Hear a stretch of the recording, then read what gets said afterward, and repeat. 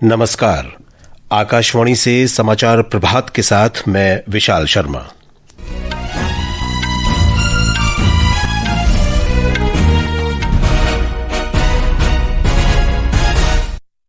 मुख्य समाचार।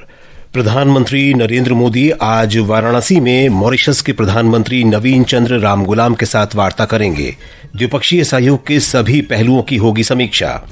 नेपाल में फंसे लोगों को वापस लाने के लिए भारतीय विमानन कंपनियां आज से काठमांडू के लिए सामान्य सेवाएं दोबारा शुरू करेंगी।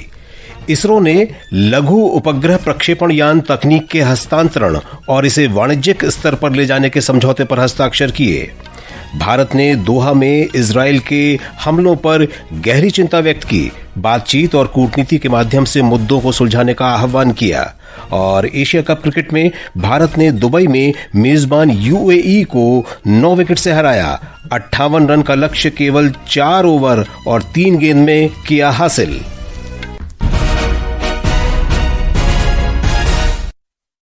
अब समाचार विस्तार से। प्रधानमंत्री नरेंद्र मोदी आज उत्तर प्रदेश और उत्तराखंड का दौरा करेंगे। यात्रा के दौरान प्रधानमंत्री मोदी आध्यात्मिक नगरी वाराणसी में मॉरिशस के प्रधानमंत्री नवीन चंद्र रामगुलाम की मेजबानी करेंगे। मॉरिशस के प्रधानमंत्री 9 से 16 सितंबर तक भारत यात्रा पर हैं। वे कल शाम वाराणसी पहुंचे, जहां उनके पारंपरिक स्वागत और गार्ड ऑफ ऑनर के दौरान उत्तर प्रदेश की राज्यपाल आनंदीबेन पटेल मौजूद रहीं। प्रधानमंत्री रामगुलाम का ये दौरा मार्च में प्रधानमंत्री मोदी की मॉरिशस यात्रा के बाद हो रहा है, जब दोनों नेताओं ने आपसी संबंधों को एनहांस्ड स्ट्रेटेजिक पार्टनरशिप के स्तर तक ले जाने का निर्णय लिया था। ब्यौरा हमारे संवाददाता से।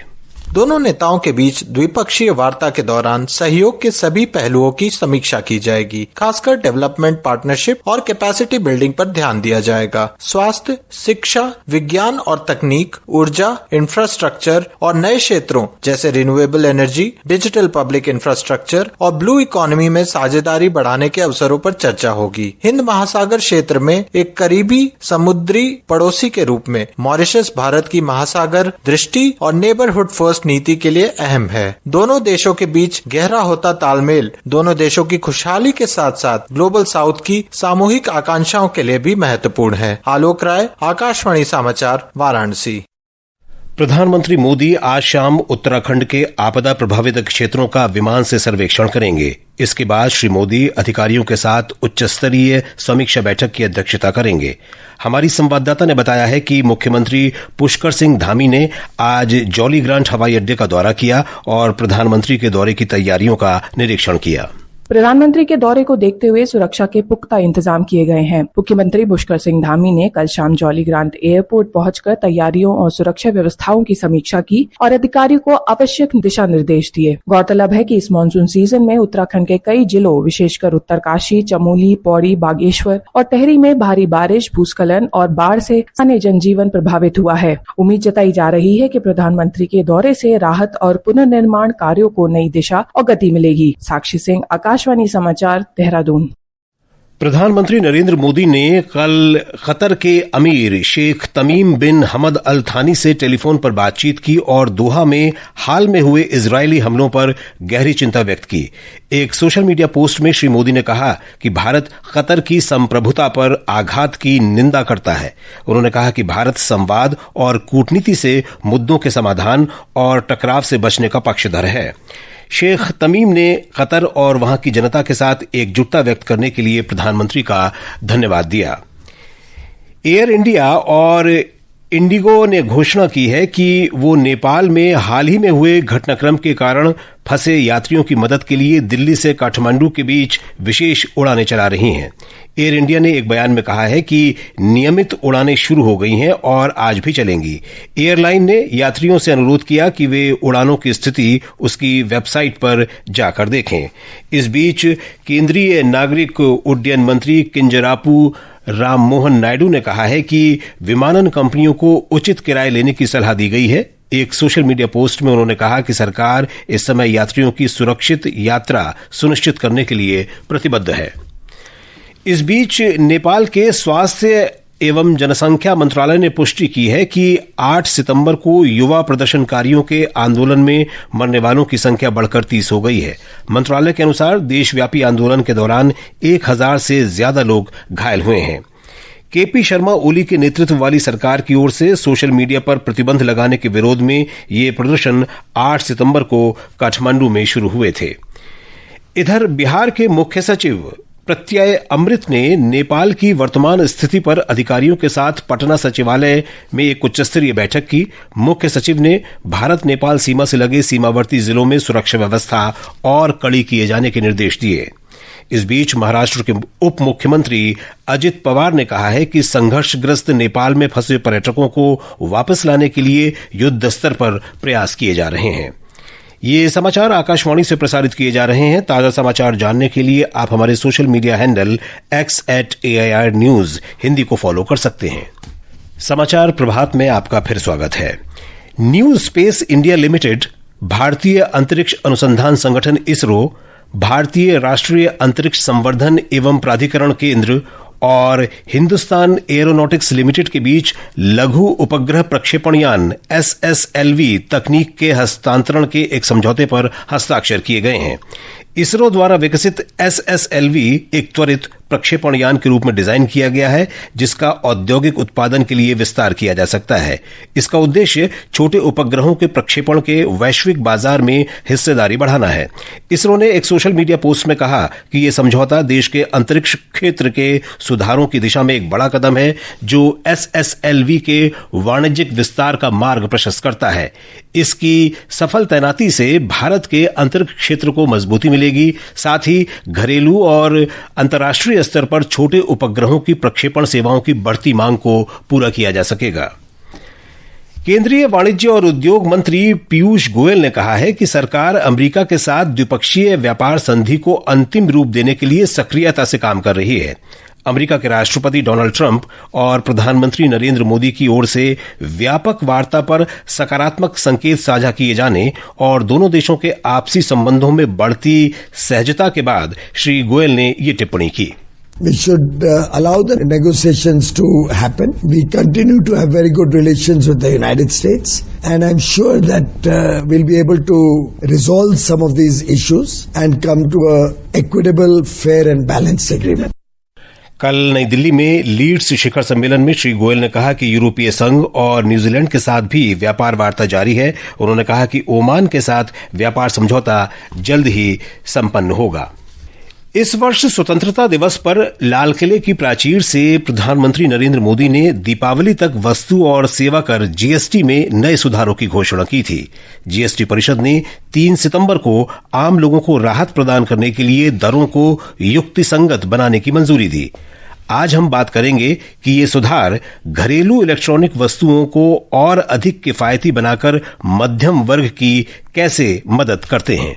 नए जीएसटी सुधारों के अंतर्गत सरकार ने मध्यम वर्ग को बड़ी राहत दी है। अब घरेलू इलेक्ट्रॉनिक सामान जैसे एयर कंडीशनर, डिशवॉशर और LCD LED टीवी पर जीएसटी दर 28% से घटाकर 18% कर दिया गया है। टैक्स में इस कटौती से ये सामान सस्ते हो जाएंगे, जिससे इनकी मांग बढ़ेगी और घरेलू उत्पादकों को अपना व्यापार बढ़ाने में मदद मिलेगी। इस बीच mobile electronic devices export promotional council के निदेशक देशराज भटाना ने प्रधानमंत्री नरेंद्र मोदी का धन्यवाद करते हुए कहा कि ये जीएसटी सुधार घरेलू मांग को बढ़ाएंगे और आम लोगों की खपत में इजाफा करेंगे।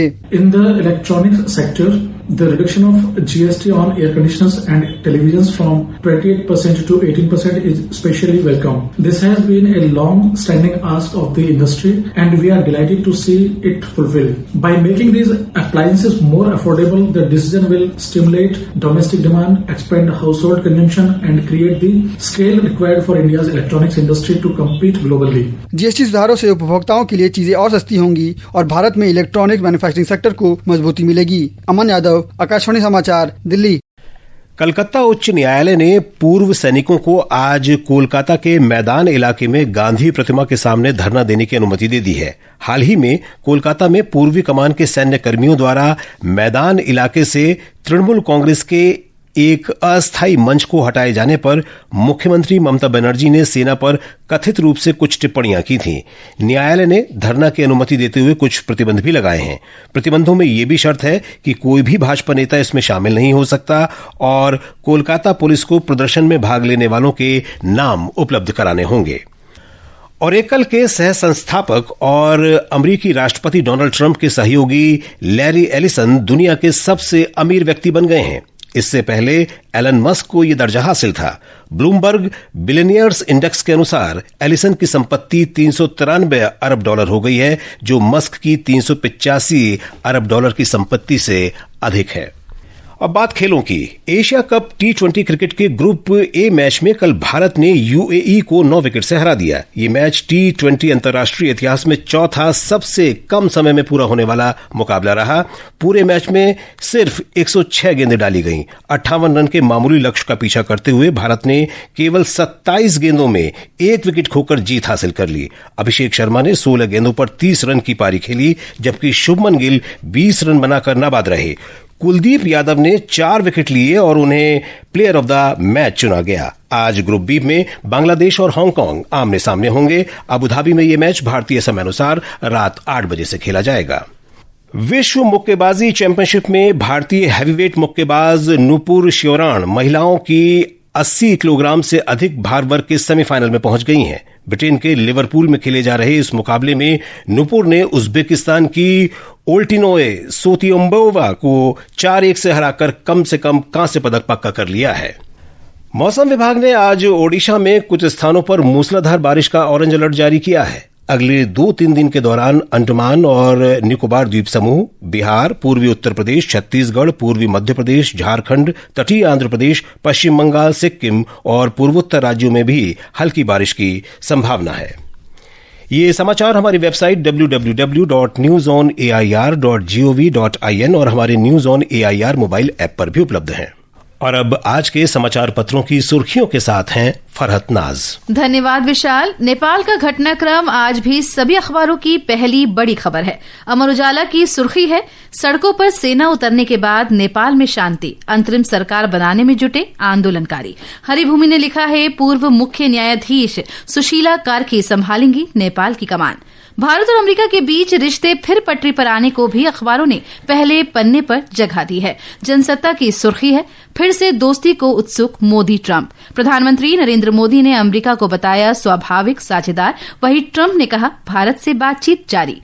दैनिक जागरण का कहना है, भारत अमेरिका में कारोबारी समझौता जल्द, 50% टैरिफ कटौती पर फैसले की संभावना। फेक न्यूज पर नियम होंगे कड़े। राजस्थान पत्रिका के अनुसार संसद की संचार और सूचना प्रौद्योगिकी समिति ने सोशल मीडिया प्लेटफॉर्म पर दुष्प्रचार और एआई से बनी फर्जी खबरों पर प्रतिबंध, जुर्माना और सजा की सिफारिश की। दैनिक ट्रिब्यून ने खबर दी है, अब पूरे देश में शुरू होगी वोटर लिस्ट रिवीजन की कवायद। निर्वाचन आयोग ने एसआईआर पर राज्यों के मुख्य निर्वाचन अधिकारियों के साथ बैठक की, तारीख का ऐलान होगा जल्द। बिहार में 7,616 करोड़ रुपए की 2 बड़ी इंफ्रास्ट्रक्चर परियोजनाओं को केंद्र सरकार की मंजूरी। दैनिक भास्कर में है, इनमें मोकामा से मुंगेर के बीच 4 लेन हाईवे और भागलपुर दुमका रामपुर हाट रेलवे लाइन का दोहरीकरण शामिल। धन्यवाद फरहत। और अब अंत में मुख्य समाचार एक बार फिर। प्रधानमंत्री नरेंद्र मोदी आज वाराणसी में मॉरिशस के प्रधानमंत्री नवीन चंद्र रामगुलाम के साथ वार्ता करेंगे। द्विपक्षीय सहयोग के सभी पहलुओं की होगी समीक्षा। नेपाल में फंसे लोगों को वापस लाने के लिए भारतीय विमानन कंपनियां आज से काठमांडू के लिए सामान्य सेवाएं दोबारा शुरू करेंगी। इसरो ने लघु उपग्रह प्रक्षेपण यान तकनीक के हस्तांतरण और इसे वाणिज्यिक स्तर पर ले जाने के समझौते पर हस्ताक्षर किए।